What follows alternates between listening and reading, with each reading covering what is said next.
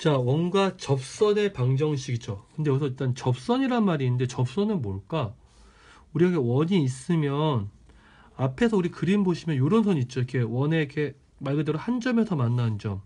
이렇게 한 점 만나는 점 있지. 그게 접선이죠. 결국 뭐냐면 어떤 이렇게 선이 원의 한 점에서 만나면 우리는 그 점을 접선이라고 불러요.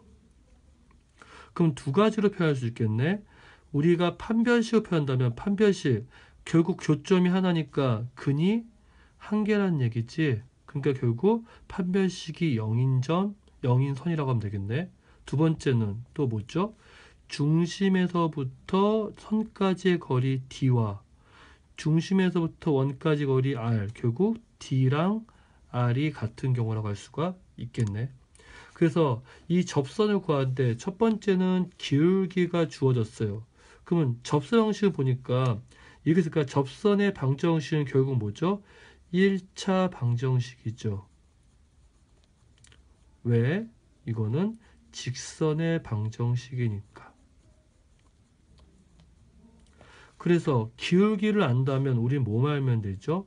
y 절편만 알면 되고 또는 다른 말로 한 점을 알면 되겠네. 그래서 일단 공식으로 써주시면 기울기가 m일 때 분명히 y equal m x 플러스 b라고 줄 거고 그 b를 구했더니 이렇게 하는데 플러스 마이너스가 붙네요. 자, 원위에 있는 한 점에서의 접선의 방정식인데 이렇게 쓸까요? 접점이 나왔죠. 접점. 그러면 x제곱 대신에 x1 곱하기 x고요. y제곱 곱하기 y1 곱하기 y예요. 쉽게 쓰면 x제곱은 이렇게 쓰겠죠. x 곱하기 x가 되고요. y제곱은 y 곱하기 y겠죠. 근데 그 중에 하나를 접점으로 대신하면 다음과 같이 접선의 방정식이 나오죠. 왜? x1과 y1은 상수니까 x, y가 난 1차 식이니까 직선이 되겠죠. 자, 그럼 다시 돌아가시면 접선의 방정식은 기울기가 주어지면 y equal mx 플러스 b라고 쓰면 되겠죠. 왜? 기울기가 m이니까. 그럼 판별식이 0이거나 또는 뭐야? 중심에서 직선과의 거리와 반지름이 같은 거죠. 자, 판별식이 0이라면 우리가 여긴 제가 m이라고 b라고 하는데 n이라고 잡았네요. 그러면 n이 뭔지만 알면 되는 거잖아. 그래서 주어져 있는 1차식을 원에다 넣어요. 그리고 판별식을 돌려요. 그러면 다음과 같은 요 식이 뭐가 돼? 0이 되겠죠. 0이 되니까 우리는 아까 뭘 구하는 거야? n이 뭔지 알고 싶다고 했기 때문에 n은 구해지면 넣어주면 되죠. 아니면 이렇게 일반형으로 바꿔. 일단 중심은 0,0이네. 그러면 D가 구해지고요. D는 뭐니까 뭐랑 같다고? 여기 있는 D는 R과 같대. 그러면 절대값 N은 이렇게 나오니까 우린 N이 얼마인지 알고 싶어서 하는 거잖아. 그럼 N은 다음과 같이 나오니까 또 넣어주면 되겠죠. 자, 보시면 두 가지가 있는데 잘 외워져요? 자, 여러분이 만약 잘 안 외워주시면 첫 번째나 두 번째 방법으로 이 공식을 유도하는 걸 이용해서 뭐 해야 됩니까? 이걸 가지고 해결하시면 돼요. 그러니까 무조건 결과를 외우는 것도 좋지만 해결 방안을 익히시면 안 되면 어떻게? 유도하셔야 돼요. 유도. 알겠습니까? 자, 그럼 옆에 볼까요? 이번엔 원위에 있는 한 점이래. 사실 이런 경우일 때는 지금처럼 복잡하게 써 있긴 하지만 결과만 기억하셔도 돼요. 왜? 어차피 우리는 다음 같은 직선을 구하는 게 목적이고 직선의 1차식 앞에 있는 개수들이 뭐더라고? 결국 접점의 x좌표랑 y좌표라고 얘기하시고 나중에 이거는 이과에서 또 나옵니다.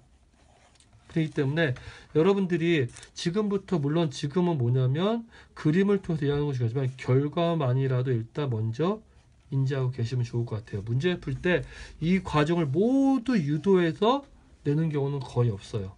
오케이? 결과 기억해 주세요. 다시 할까요? x제곱은 x 곱하기 x고 y제곱은 y 곱하기 y인데 그 중에 하나를 뭘로 바꾼다? 접점으로 바꾼다. 됐습니까? 그러면 이번에 중요한 건 원 밖인 한 점이죠. 요거 별표시 하시죠.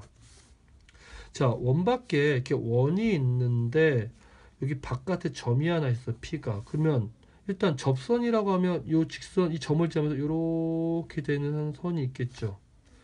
이렇게 되는 선이 있겠죠. 보니까 접선이 몇 개야? 두 개야. 그럼 여기서 이렇게 쓸까요? 접선이 생기면 여기 이렇게 해서 Q나 Q 다시 생긴데 Q나 Q 다시 우리는 뭐라 그러죠? 접점이라고 하죠. 접점도 몇 개야? 두 개죠. 결국 우리는 원 밖에 있는 한 점을 구한다는 얘기는 한마디로 얘기하면 이거네요. 아, 접선을 구한다는 얘기는 이렇게 할까요? 접선을 구한다는 얘기는 쉽게 얘기하면 접점을 구한다라고 해도 되겠죠. 왜? 위에서 보니까 접점을 하면 쉽게 구할 수가 있으니까. 그래서 우리가 첫 번째 뭐 한다? 요걸 별표시 하시죠. 원이 있는 한 점을 잡는다. 이걸 뭐야? 접점을 잡아요. 그리고 나서 뭐예요? 그 접점이 있는데 P에서의 접수 방식을 구합니다. 어떻게 하는지 아시죠? X제곱은 X1, X, Y제곱은 Y1, Y라고 써줘요. 그리고 나서 그 A라는 점은 보시면 요 A라는 점이라 여기 A라고 써드렸네. A라는 점은 결국 뭘 지나? 원래 주었던 접수 방식을 이 점을 지나죠. 그러면 만족해서 P좌표를 구한대. 그러면 끝. 자, 그러면 별 표시하시고 원 밖에 있는 한 점에서는 보니까 접선이 몇 개다? 두 개다. 다른 말로 하면 접점도 두 개다. 자, 제가 이해했던 걸 다시 한번 설명해 볼까요? 1,1을 여기다 넣어보죠. 1 플러스 4는 4가 아니네. 그러니까 이 점은 원에 있는 점이 아니고 밖에 있네. 그러면 일단 뭘 잡는다?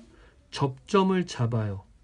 그러면 여기 대입해주면 접선의 방정식이 나오죠. 됐습니까? 그랬을 때 1,2는 지금 접선이 어떻게 되든 꼭 지나는 점이죠. 그러면 요거 여기다 넣어줘요. 넣어주죠. 그러면 넣어주면 자 넣어주면 1 넣어주고 2 넣어주죠.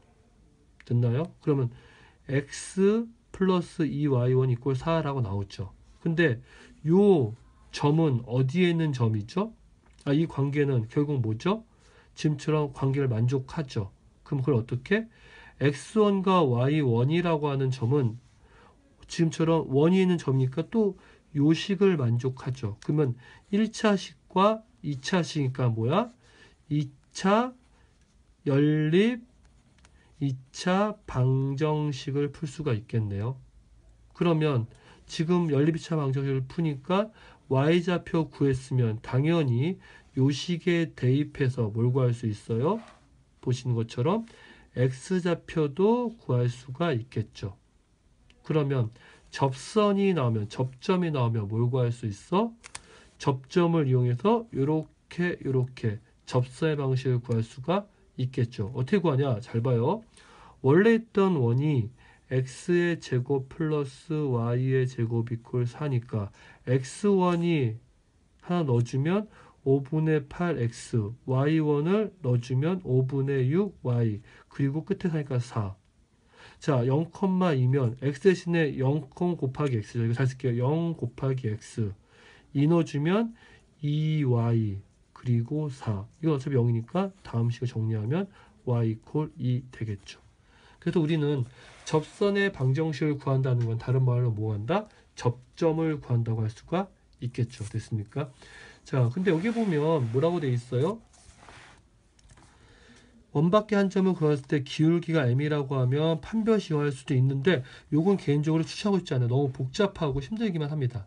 알겠습니까? 자, 잠깐 하나만 얘기할게요. 만약 그러면 이러면 어떨까요? x-1의 제곱 플러스 y-2의 제곱 이퀄 4인데 여기에 접점이 x1, y1이라면 이럴 때는 어떻게 할까? 이럴 때는 이렇게 하면 잘 봐요. x-의 제곱은 x-1 곱하기 x-1인 거 맞아요? 그때 접점이 이거면 그 중에 하나 x는 이렇게 넣어요. 그럼 마찬가지로 y 마이너스 2의 제곱은 뭐가 돼요? y 마이너스 2 y 마이너스 2가 되니까 하나를 이렇게 바꿔요. 그러면 이거의 접수 방식은 뭐가 되냐면 x1 마이너스 1에 x 마이너스 1 플러스 y1 마이너스 2에 y 마이너스 2 이퀄 0 해주면 접수 방식을 구할 수가 있어요. 그래서 혹시 중심이 0,0이 아닌 점도 똑같을 수 있다는 걸 기억하세요.